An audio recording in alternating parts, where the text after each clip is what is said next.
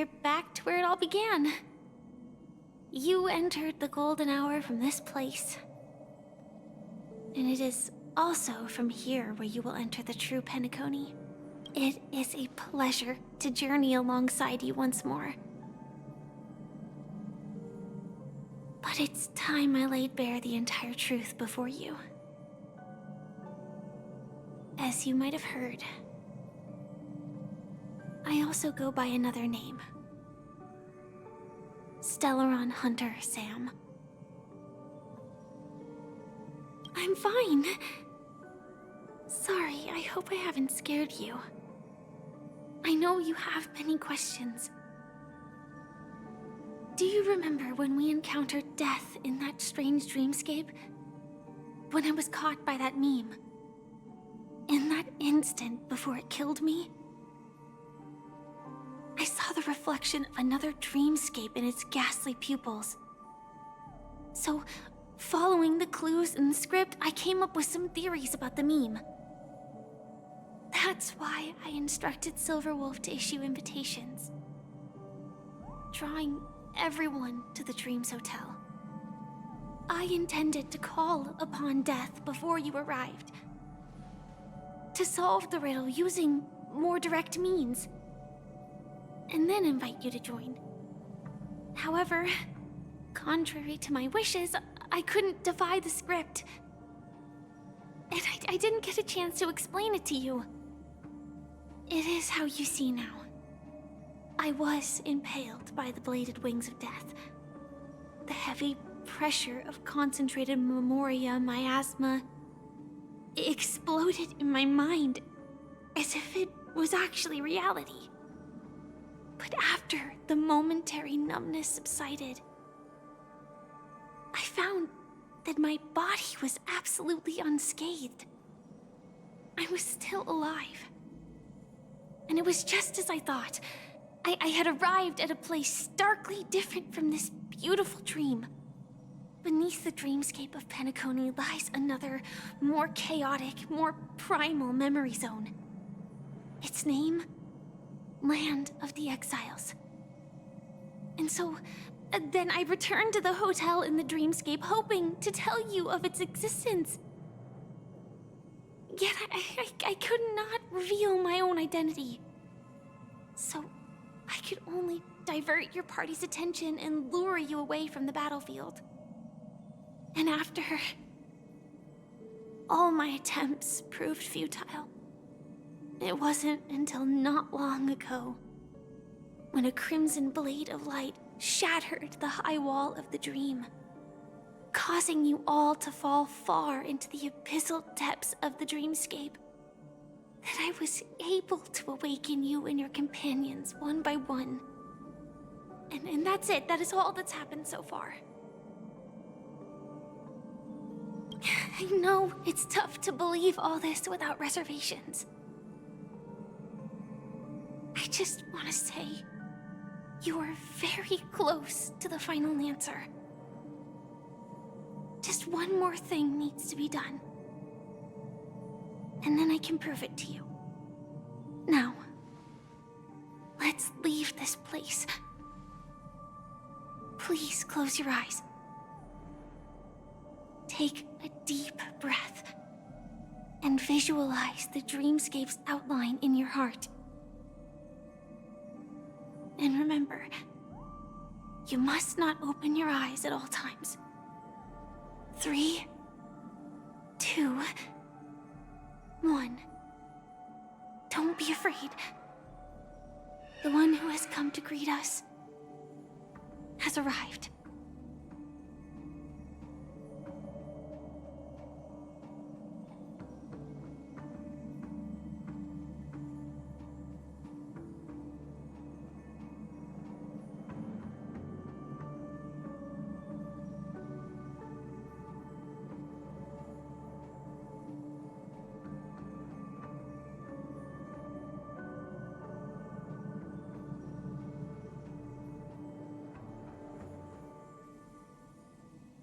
I never knew you could do this. Do you have a driver's license? I do. That is... surprising. Why? Because this is Japella, the city of sins? No, it's nothing. I'm just thinking that you haven't slept in 20 system hours. Are you sure you're okay? I'm fine. I'll survive. Same goes for you. I'm not so sure about that. Slow down a bit. Infiltration is over. Feel free to activate Sam anytime you'd like. There's still some time before the next part of the script unfolds. Let me stay a little longer in this body.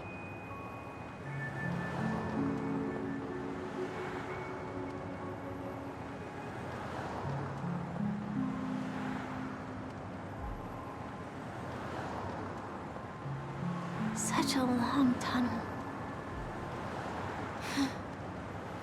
Didn't feel this long when I set off. In half a system hour, it will lead us to Kafka. And then comes the downfall of the Japella Brotherhood. Is that also part of the script? It's in your script too. Sorry. I didn't notice. Their destiny won't change just because of your selective ignorance. I told you before. It's a bad habit. What about you then? Is this the moment you finally find the death you've been looking for? As always, it's a blank slate. It's not on this planet. Why the sudden inquiry? Because I'm currently in a car with a sleep-deprived driver. I just want to get there in one piece. This car has full self-driving capabilities. I'll just put my hand on the steering wheel. Will that do? Hey, don't take everything so seriously. Elio would always say there's only one type of destiny. The inescapable type. He can see the future, and we, likewise, are aware of our predetermined end. But before that moment arrives, we can still choose what we do. We all have this right, don't we? After today, Japella's name will disappear from cosmic history, and the Everflame Mansion will take its place. In the not-too-distant future, you'll receive an invitation. That's your next stop. Land of the Dreams. Penacony. I hope you find whatever you seek there. Be it answers or salvation.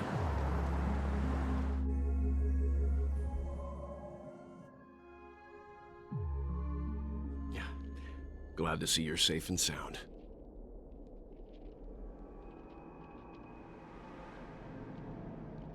Close your eyes. This is the answer. Isn't it incredible?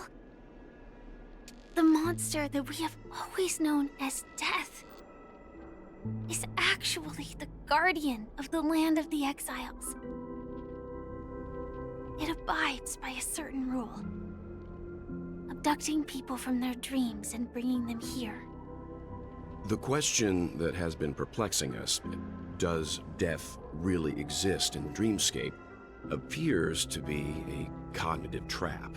It was laid by those orchestrating events from the shadows to cover up the truth behind the disappearances and the existence of this fortress known as Dreamflux Reef.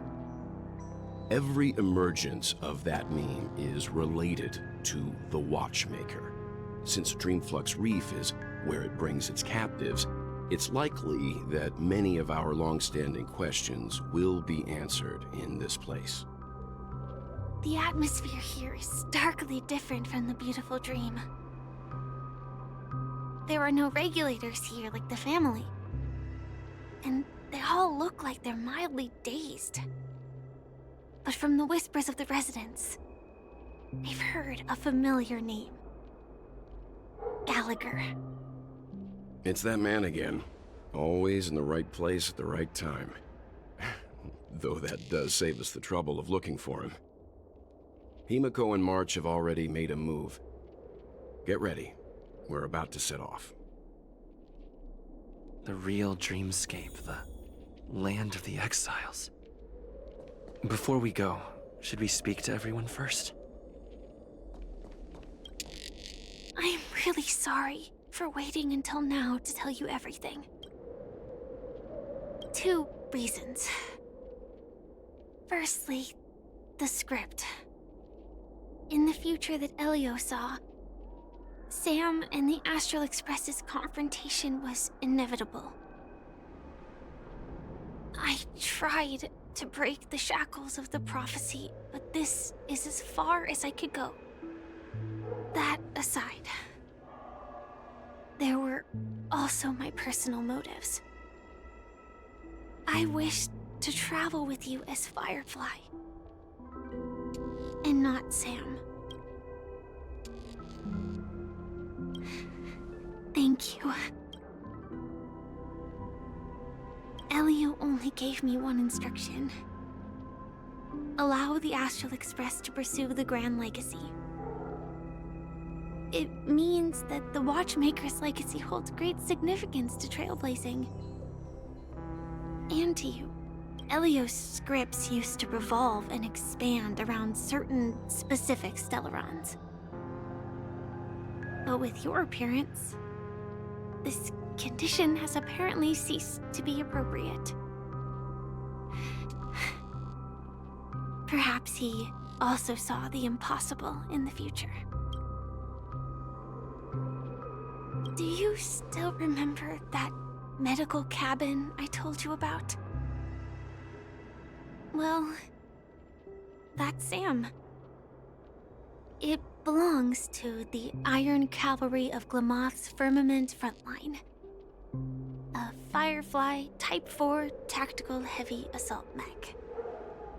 It is the cradle of my vitality. And the meaning of my birth. And for the longest time it was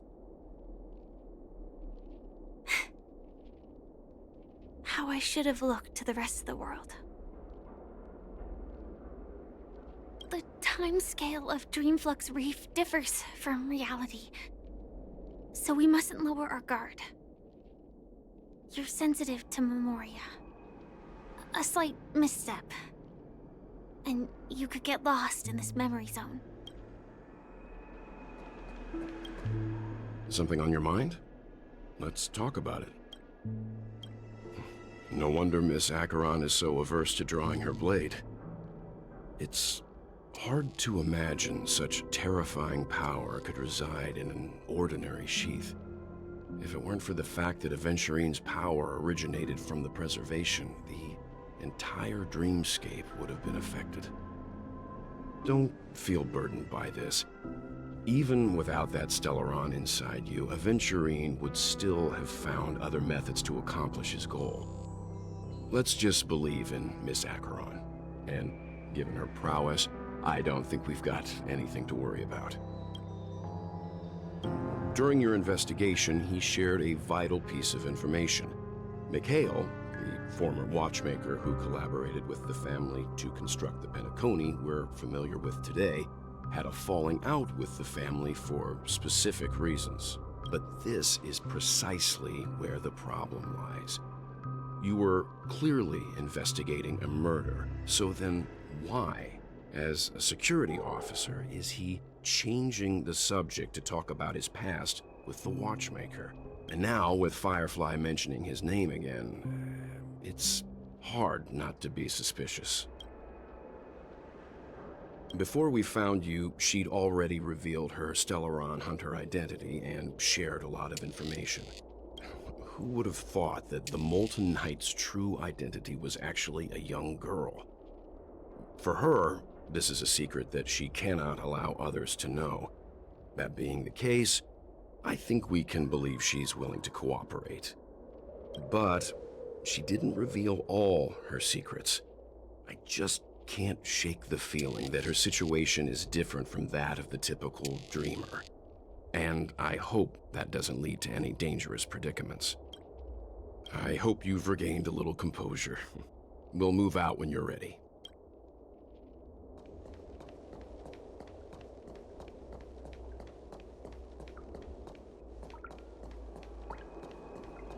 Keep going straight down this alley, and it'll lead to an elevator.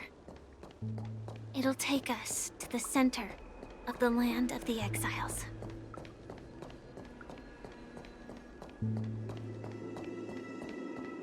What a huge clock key. Looks like the watchmaker also left his mark on Dreamflux Reef.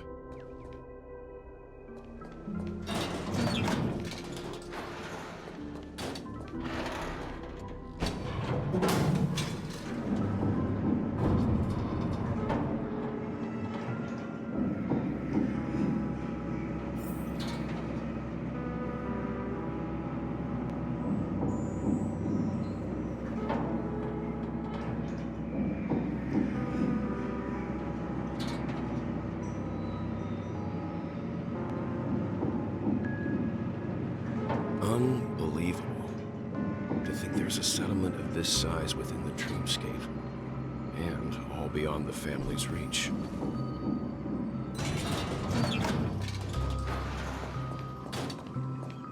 The atmosphere in this fortress is pretty different from that in the beautiful dream. When I first saw it, I was in awe too. The sky here, it's like a reflection of the 12 dreamscapes. What's even more bizarre is that this place is also separated into trade and residential areas. The layout may be simple, but the facilities are very comprehensive. It seems that there are quite a number of people living here. Though both dreamscapes have distinct styles, the architectural designs are quite similar. Works of the same hand, perhaps. Hard not to speculate on the connection. But there's no point in overthinking things. Let's meet up with Himiko and the others first. Take a right turn at the end of this road and you'll reach the trade district. There are more people there. And perhaps someone knows where she is. Not coming with us? The Astral Express likely needs room for some internal deliberation. In the meantime, I'll try and locate Gallagher. Sure. Let's reconnect later. Letting her go was the right decision. Further observations are needed before we decide whether to trust her. But first, there's someone I need to talk to. Let's go. I'm sure you've already noticed him. He's right over there. The Reverie Hotel's bellboy. How did he end up here? And right after Miss Acheron severed the beautiful dream. We'd better check, just to be sure. This can is perfect for me. And perfect for me. Huh? You're the guest from before. We meet again! And a new friend. Forgot to introduce myself. I'm the hotel's bellboy, Misha. Hello, Misha. I'm Welt. We met in a dream. Oh, and who might this be? Tick-tock! Old friend and new friend! Let's high-five! Your, memory zone meme? Nope. Clocky is a good friend of mine. We all live here. How did you two get here? This dreamscape isn't supposed to be open to the public. I wonder if it has something to do with Sleepy. So, this is your home? Yep. After my work in the beautiful dream ends, I'll go back home. Commuting used to be more convenient, but ever since travel became cumbersome, Sleepy started ferrying people back and forth between the two dreamscapes. This... Sleepy. Can you describe what it looks like? Sleepy is a memory zone meme. Looks fierce and has many eyes. But it's actually really well behaved. Gallagher's been taking care of it. Based on the description, that meme is indisputably death. A nightmare for the family, but for the people who live here, well, that couldn't be further from the truth. Death? Not in a dream, surely. Sleepy's just a little aggressive, and sometimes messes up by fetching the wrong guess. But it would never hurt anyone. I see. Has it brought back any guests recently, say, in the last day or two? We're currently investigating a missing person case that occurred within the beautiful dream. I see. Then you'll have to speak with Gallagher. But he's currently busy hosting a visitor from the Oak family and specifically asked not to be disturbed. Mr. Yang, the person you're looking for, is it Miss Robin? Just as I thought. Considering what happened with Miss Firefly, this doesn't come as a surprise. If you're looking for Miss Robin, I can lead the way. She told me that she'd be willing to meet with outside guests. If it's not too much trouble. Also, we're looking for our missing companions. A woman with red hair accompanied by a girl with pink hair. Have you seen them? Oh, I haven't. But please, rest assured. Dreamflux Reef is a small place, and it's not as bustling as the beautiful Dream. But its safety is unmatched. How about this? Since it's your first time here in Dreamflux Reef, I'll be your guide and help you find your companions. And then we can all go visit Miss Robin together. She's gone to Mrs. Grace's to visit the children. She won't be leaving anytime soon, so there should be enough time. All right then, we'll follow your plan. Well, we now know the answer to both murder cases that have caused such commotion in Penacony. As for the intentions of the mastermind behind it all, we're still none the wiser.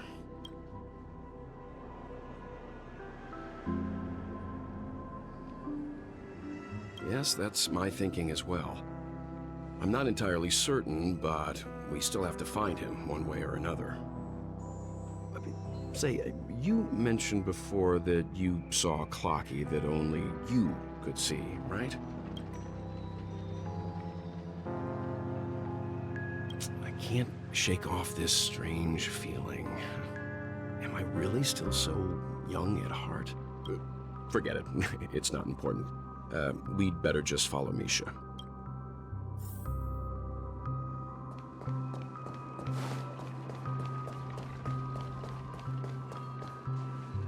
Everyone, look!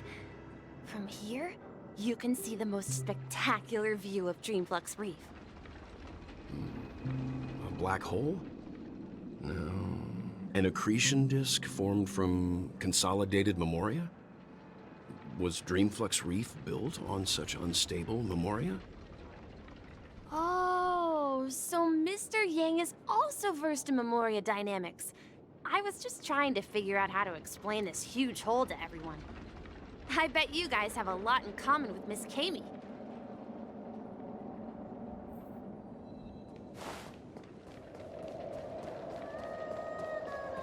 Look! There she is! My calculations are finally done. In another 10 system hours, the above dream will swallow the dream below. My hypothesis was correct. This place will cease to exist as the dream devours everything. Who are you all, and why haven't you left yet? This place is about to disappear. I'm Kami, a dreamscape surveyor specializing in memoria dynamics. And this is my life's work that I'm researching. See that huge gaping hole? It was just a narrow rift many years ago. But now, it's grown into a giant hole. The surrounding memoria has been flowing towards the other end of the hole at a constant velocity, slowly but surely. But the scary part is, according to my calculations, the flow rate of memoria has recently changed, and it's faster than ever before. It's almost as if something is sucking it in from the other side. By constantly improving upon Madame Rosalina's Memoria measurement method, I've finally obtained accurate results. After 10 system hours, the Dreamflux Reef will cease to exist. Just like the melting of glaciers, everything will crumble and disintegrate. The dreams on that side of the void will fuse into one. Please don't worry. This sort of thing has happened many times before. Miss Kami isn't a bad person. She's just a bit lost in her own world. She'll probably realize she's wrong soon enough. You don't say. There was something else that piqued my interest. Who is Madame Rosalina? Oh, do you know her too? Or are you also a fan of Memoria Dynamics? We're very interested in Madame Rosalina's achievements. Could you tell us a little more about them? Why, of course! She's an excellent scholar of Memoria Dynamics, and the first person to apply Memoria rate measurement methodology on interstellar travelers. Regrettably, due to the presence of the Garden of Recollection, ordinary people don't pay much attention to the nature of Memoria. She departed this world without much fame, leaving only a few thin journals behind. I came to Penacony to learn more about my idol, and went to great lengths to seek out Dreamflux Reef, all because this is her final resting place. Prodigies always meet their demise prematurely.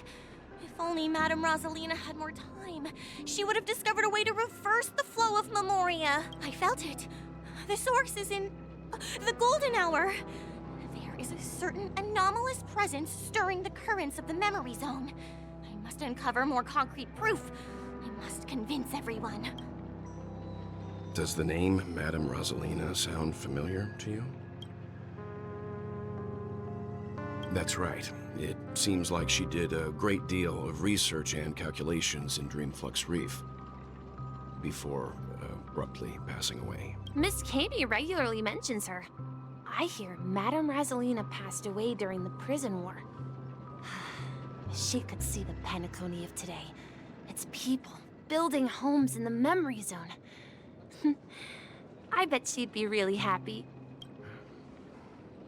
Perhaps. Our destination is the commercial district. That's where the largest crowds gather in Dreamflux Reef. We might be able to find the others there.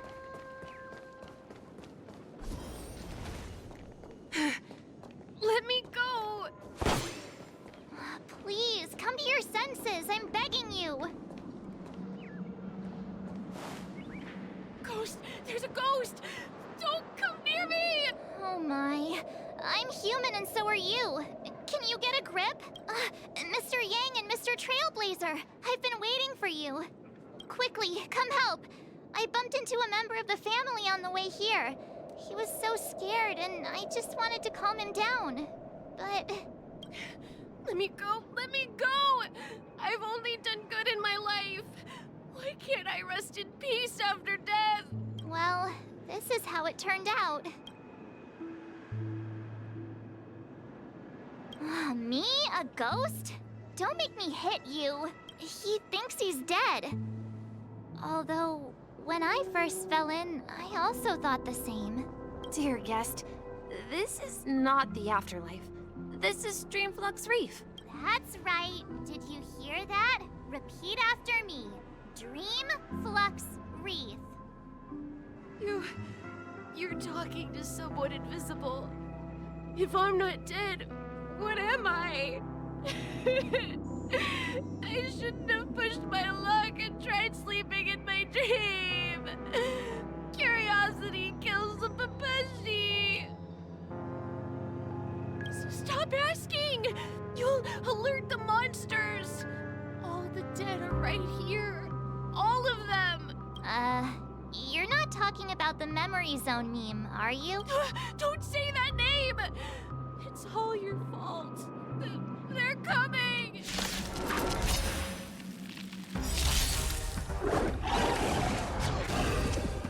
What a headache. I'll free you from your chains. Disappear among the sea of butterflies. Illusions of the past.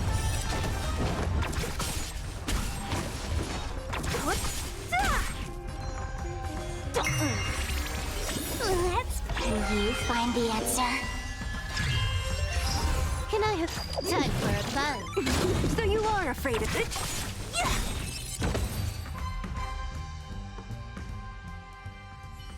He passed out. His intense negative emotions attracted the nearby memory zone memes. I see. But why aren't the other people around here scared? Unlike in the Sweet Dream, people here don't see Memory Zone memes as dangerous monsters. And even if they pose a threat, people can easily escape by forcing a wake-up call. But we can't just leave this man here. Can we take him somewhere safe? We can ask Jessie for help. I've gotten to know many locals while waiting for you guys. Everyone here is living a self-sufficient life. I don't know how to describe it, but this place feels like the real dreamscape.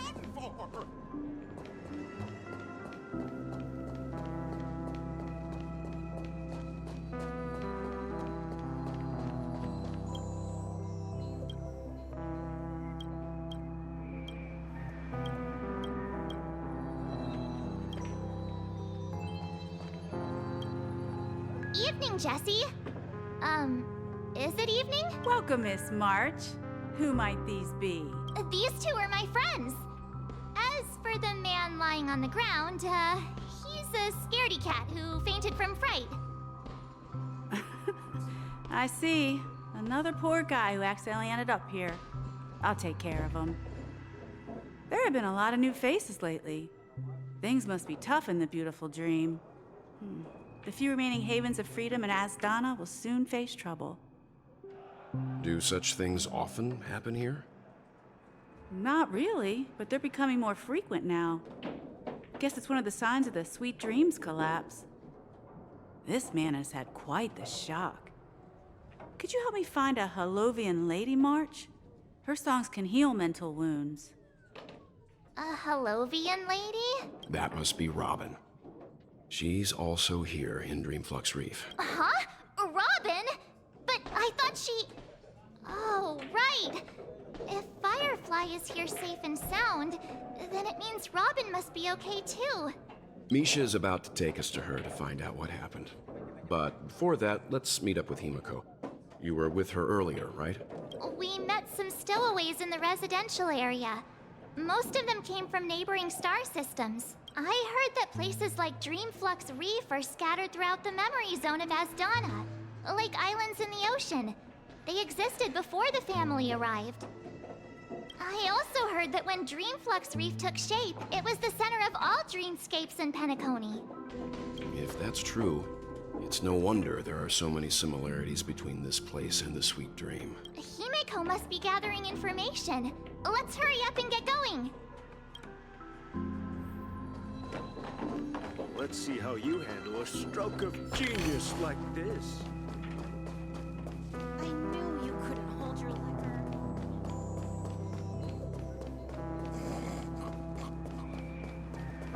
This is where we split up. She can't be too far away. So that's how it is.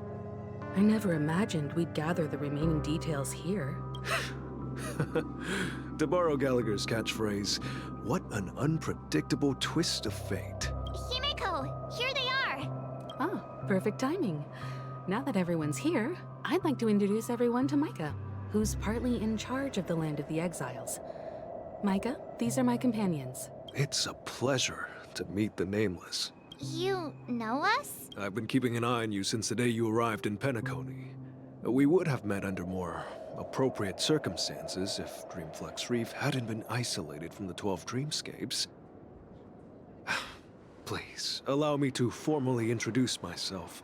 I'm Micah, the Gravekeeper of Dreamflux Reef. Gravekeeper? Life in Dreamflux Reef is pretty liberating. Everyone here mostly keeps to themselves, without meddling in others' affairs.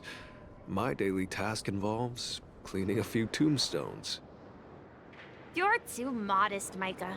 When lost dream chasers stumble upon this place, you're the one who takes care of them, guiding them back to the Sweet Dream, or showing them how to survive the wild dream chaos.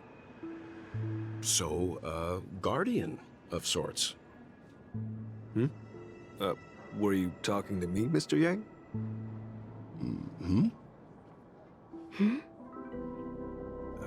On that note, Mr. Mika, which tombstones are you referring to? We didn't come across any graveyard when we arrived. They're actually just symbolic stones. But since you're curious, Mr. Yang, I'll take you there. I have a feeling you might find something of interest there. But before that, you have an important guest joining you. An important guest? Who could it be? This way, please. The roads here in Dreamflux Reef are a bit run down, so watch your step.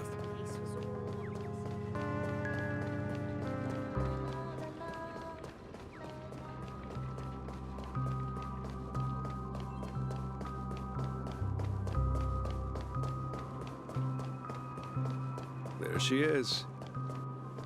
It really is her! Miss Robin! Everyone sang so wonderfully. It's not often that I tried this music style, but I've gained some valuable insights from it. Oh, I can't thank you enough, Robin. Well, these kids have made incredible progress in only a few days.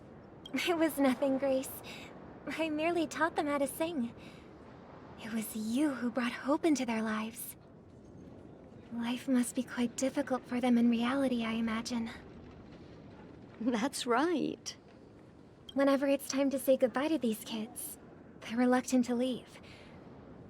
But I've explored every corner of Dreamflux Reef, talked to everyone I met, and they all told me the same thing. This shattered dream is not worth clinging to. It seems you truly are a child of the Harmony.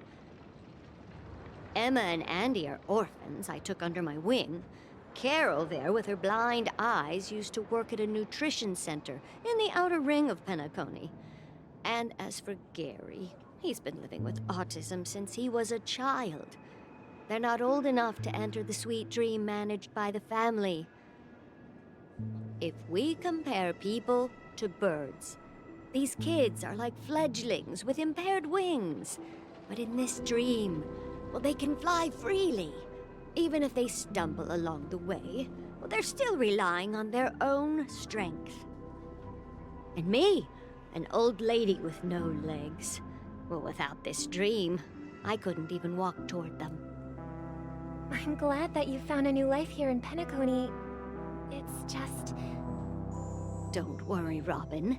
Dreams have their significance, but they aren't everything. Both the children and I understand this. No matter how long we fly through this dream, we will one day return to reality. But you know what? Emma and Gary aren't plagued by their insecurities anymore. No, and Carol is learning how to cope with her blindness. And Andy is livelier than ever. Well, even I've become more optimistic. You see, in dreams, we learn how to live. Once we return to reality, we learn how to survive. And should our feathers be damaged, then we share our wings with one another.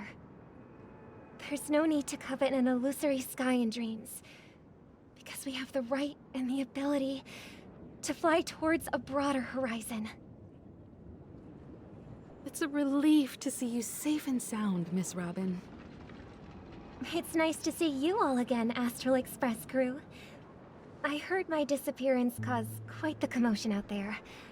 I'm really sorry about that. Since you're here, can we assume that you're fully aware of the situation in Penacony? Ever since I returned to Penacony, my voice started to change, until it gradually faded away. At first, I thought it was a temporary ailment, perhaps due to having been away too long. I thought maybe it just takes some time for my body to acclimate to the high concentration of Memoria and Asdana. But now it seems the root of the problem goes way beyond me. There are elements around me that don't align with the Harmony. Losing my voice is just one of the signs of the sweet dream's collapse. Sweet dreams collapse. That memo keeper mentioned the same thing. So it's real. While I was away from Penacony, the boundaries of the 12 dreamscapes kept expanding outward. Whenever I mentioned the anomalies in my dreams, all the family heads refused to talk about it. Only my brother was willing to respond. Later, I discovered the secret letters from the IPC ambassador, which further convinced me that there are hidden secrets beneath the surface of Penacony. So, following the clues in the Oak family's dossiers, I found my way here. The land of the exiles, concealed by the family under the guise of death. A dream within a dream, where Penacony's past is buried. Hearing you speak, it sounds as if your voice has made somewhat of a recovery.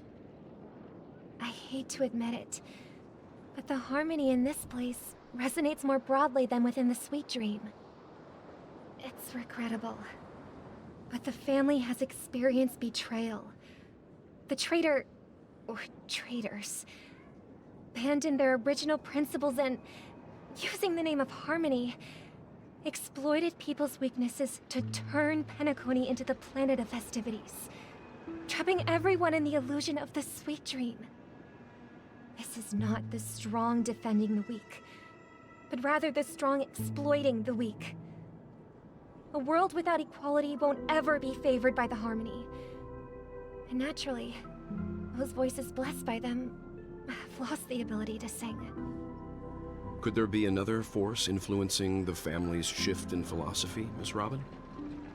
Considering what happened with Acheron, it's difficult to conceive of another entity within the realm of the harmony capable of influencing everyone. Unless a power surpassing that of an emanator is involved. I'd heard about what happened to the Xianzhou Alliance, but as far as I'm aware, the family hasn't faced any such external interventions. Who knows? Perhaps I've just been away too long and missed something.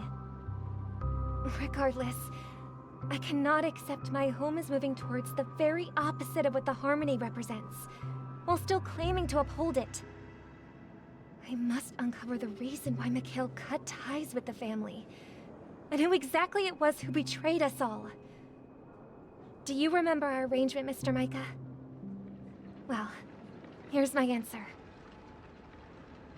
I've decided to forgo my role, and never step foot on the Charmony Festival stage again.